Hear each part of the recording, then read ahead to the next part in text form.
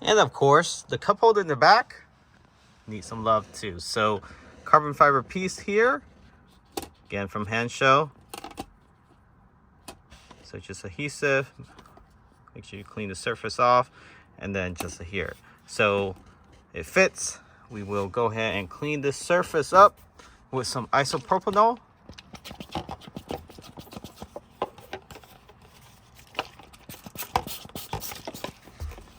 And then just get a microfiber cloth, clean the area. And you want to do this because you don't want the adhesive coming off. So again, this is the gloss finish. You can get this in dry carbon as well.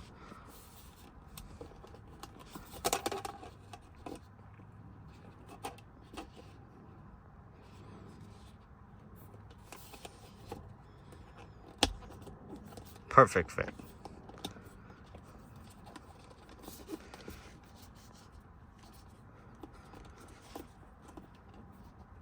And that is it.